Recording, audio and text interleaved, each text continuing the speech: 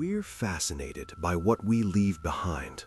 Abandoned buildings are like scars on the landscape, empty shells of history that we're drawn to out of curiosity or boredom. But abandoned does not always mean empty. Most urban explorers go looking for ghosts, but in the dark, the ghosts are rarely the problem. The real danger is the person who moved in after everyone else moved out.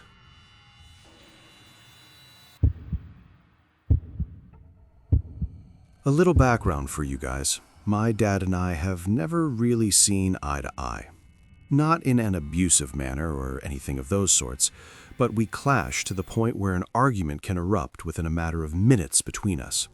My mom usually says there is no doubt I'm his daughter. Anyways, this goes back to when I was around 17, 18. We live in an okay town in the northeast of England. My town is quite literally divided by one main road, which separates the quiet family houses on one side and the drug-fueled, abusive families on the other. You know the kind, the ones that have far too many children just for the sake of the money from the government, and yet they spend it on more alcohol than necessary. Well, one night I was planning to spend the night at my friend's house, Sean and Josh. They were like brothers in a lot of ways. We would just spend our nights playing games that would make us sick with nostalgia. Such good times. The only thing was, they lived off of one of the worst roads in my town. My dad would usually drop me off on the night, and walking home the next morning was a breeze. Everyone around there was in bed hungover usually.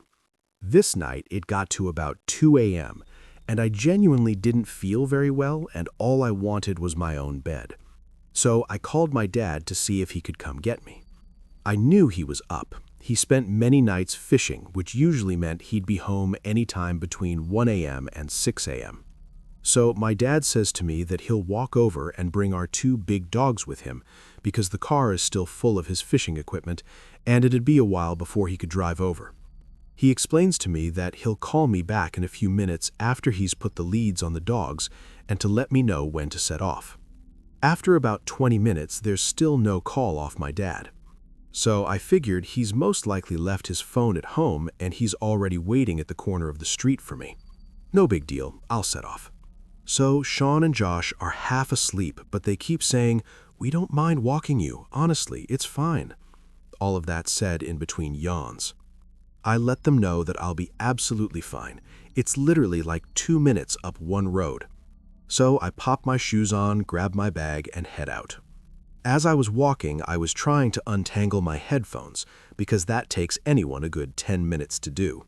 Just as I get them untangled, something in my head is like, just don't bother. I had this weird gut feeling. So I rounded the corner to the long road that leads home. This road is the awful road I mentioned earlier.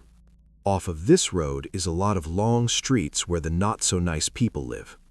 Not all of them are horrible, but 8 out of 10 are. As I was walking, I passed one particular street and noticed a group of men down the bottom, drunk or possibly on God knows what, all shouting at each other. But yet again, they were quite far away, so I didn't get too worried. About halfway up this long road, I could see the corner where my dad was supposed to be at this point. I heard panting and running behind me. My whole body tensed up, and my immediate reaction was to grab my bag as tightly as possible, assuming whoever it was going to run past and take it. But a few feet behind me, the running slowed to a walk. Suddenly, I heard a drunken man's voice behind me saying, "Where you goin', you?" Obviously, I was startled and just replied with a quiet, "Home." I didn't really want to look at him and walked a bit faster. He started getting agitated with me and started shouting at me, "What are you scared of? I'm walking you home." So I tried to keep calm and was sneaking my phone out of my pocket to call my dad, who was still nowhere in sight. I told him, "I'm not frightened. I'm just not very well. It's okay about walking me home. My dad's around the corner. Can't you hear the dogs?" And I tried to laugh it off a little as to calm the situation. Next thing I knew, this guy is dragging me behind an old police station, literally an abandoned police station, saying the most disgusting things to me, which really turns my stomach thinking about. I have no idea how, but I managed to kind of squeeze through his grip and ran as fast as my little legs could carry me.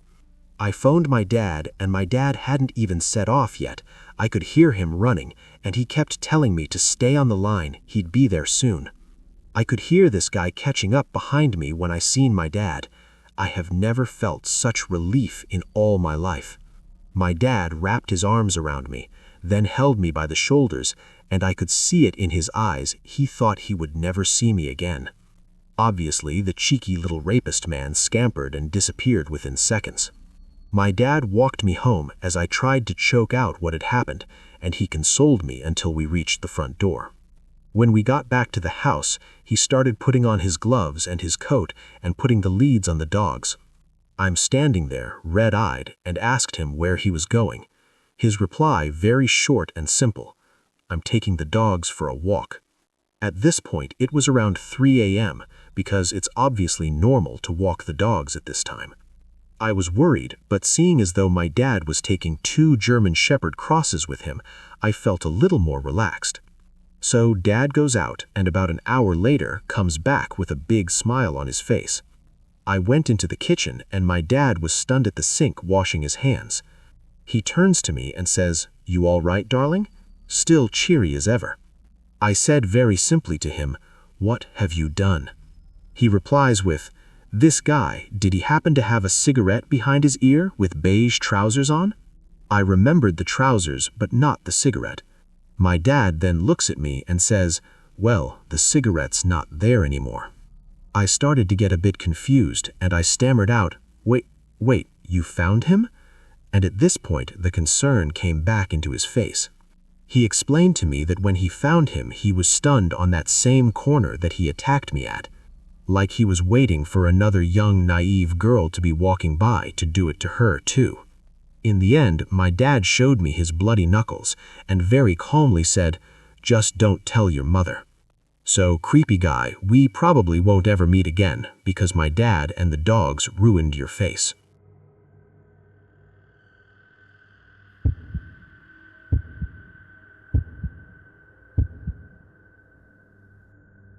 I lived in the middle of nowhere in Canada. It was an old town that had quite a few abandoned buildings due to absence of residents. Me and many friends were tired of the lack of entertainment options for us, so what we did was explore these abandoned buildings. Prior to the experience I'm about to talk about, we never had anything too crazy happen to us. Occasionally, we'd see a small bit of blood-like liquid, and we did see a pentagram on the ground from someone who went to a house previously, but nothing too bad. Until the last time I had gone exploring abandoned buildings. Now, when I was younger, I used to go to a daycare that was part mental hospital. Weird combination, I know. It closed down due to a lack of patients and lack of children at the daycare. I decided to go back there with my friends a few years ago. For context, I was 15 when this happened. Most of my friends were the same age. When we did get there, it was rather cliché. There was fog, it was rather dark, and there was a light drizzle of rain. We went to the main gate, which was padlocked shut. We decided to help each other hop over it and made a ton of noise. We were laughing and giggling the whole time, unsuspecting of what was to come. We looked around the small play place/park with flashlights we had on our person. Even with our somewhat powerful flashlights, our visibility was rather limited. We decided to enter the decaying building. Glass and dirt crunched under our feet as we stepped into the daycare section of the complex. There were still old Legos, wood chips from previous furniture, old torn dolls and toys strewn about. The further we walked around the daycare section, we naturally became more and more silent, until all we could hear was the crunch of the dirt under our feet. I found some crayons in a plastic container in the corner of the room. I walked over to pick them up, when all of a sudden we heard a loud crash coming from behind a metal door leading to the psych ward part of the building. My friends and I all looked at each other. As a whole, we were a group of 5. Most of them were very bold and cocky. We all looked at each other when my friend Brian suggested we go and look to see where the sound came from. Personally, I was not too fond of the idea, but with my group of friends, there was no way anyone was going to decline such a thing. We all stacked up on the door and opened it. It was rusted to the floor and we heaved to get it open. As we walked in, the metallic smells and must became stronger, with a hint of something else which I couldn't put my finger on at that moment. We walked in, our flashlights pointed in every direction, with Brian leading the group. The hallways were tight, and to the left and right were the occasional metal doorway, some with doors open. I felt slightly claustrophobic, and it felt a little hard to breathe. As we continued, Brian shone his flashlight into a room and recoiled. We all stopped walking as Brian slowly entered the room. "What is it?" I asked him. "I thought I saw someone here. It seems all fine now." To be honest, I thought he was just messing with us to increase our anxiety. But looking back, I think he was completely honest. He backed out of the room and we continued walking deeper into the psych ward, when another friend swiftly told us to stop. We came to a halt and all listened. In the distance ahead of us, we heard the subtle pitter-patter of footsteps echo through the hallway. We all looked at each other, fear in each of our eyes. Brian continued walking toward the sounds. We considered turning back for a second without Brian, wondering if some ghost or something was in the building, but we couldn't do that to him. The closer we got, the more I felt like I was being watched, when finally we entered a room on the right which had the smell of rotting meat. In front of us was a dead deer. Its innards were spilled all over the floor, staining the concrete. A friend of mine had a very weak stomach and vomited all over the floor. That's when we heard whispering from somewhere. Brian shone his flashlight to the corner of the room where a man with short hair was standing with his head down. He wore a bright green t-shirt stained with what I assumed was blood and torn beige pants. He did not have any socks and his feet seemed damaged. He twitched sporadically and continued to mumble even after we saw him. We stared at him for a solid 30 seconds before he made his first true movement. He looked up at us with a haunting grin that sent shivers down our spine. "You guys here for the feast?" He said each word with varying inflection and energy. This kicked us over the edge and we bolted out of that room all the way back to the daycare center. The door was still open and we decided to try and slam it shut, but the rust and pure weight of the door almost kept it open. It took 3 of us pulling with all our strength to close it, and just before we did, I could still see the silhouette of the man watching us, his white teeth being the only other human feature I could see. As we sat behind the metal door catching our breath for a second, all looking at each other for confirmation that we all saw the same thing. After a little bit of labored breathing from each of us,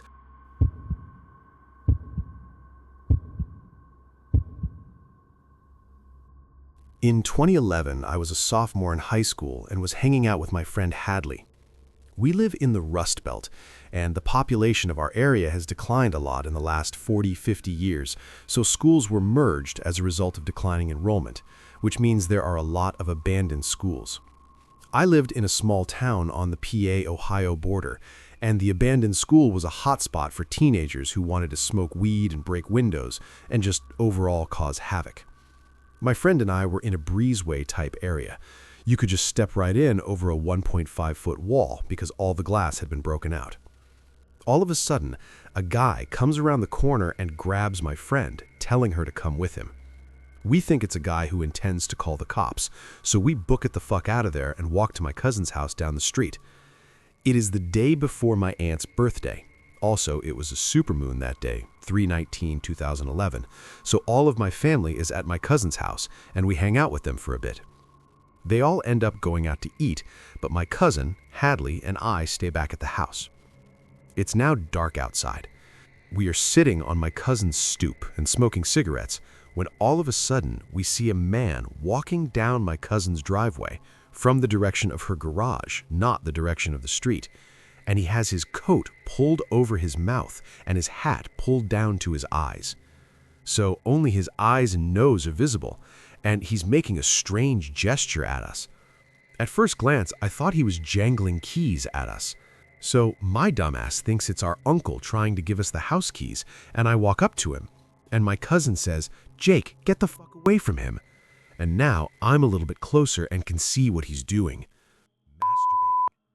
We turn around, run around the house to the front door. The door to the stoop was literally never ever used and was blocked with a bunch of shit because it opened up to a storage room, and we thankfully get inside. The guy gets to the front door after us and finishes all over the sliding glass door and then runs back towards her garage into the woods. We are fucking freaking out. We call the cops, they ask us some questions and then leave. About a week later, a girl who had graduated from our high school heard about what happens and remembers seeing a car parked on the street behind my cousin's garage and had taken down the license plate number.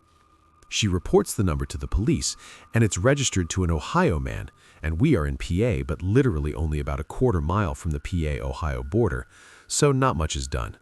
And then, a few weeks later, this same car chases a woman home from Walmart in Youngstown, Ohio, and attempts to follow her inside and rape her. He is arrested. Turns out, he had a habit of trying to sexually assault people in Walmart parking lots in both Newcastle, PA, and Youngstown, Ohio. He faced charges in both states, and my cousin, my friend, and I were all subpoenaed to testify against him. When we go to court, we see his mugshot, and the guy who had masturbated and chased us was the guy who grabbed my friend in the abandoned school. He wasn't going to call the cops, he was going to try to rape her. He got a few years in prison, but I believe he got out in 2015 or 2016. So yeah, Matthew Schellenberger, let's not meet.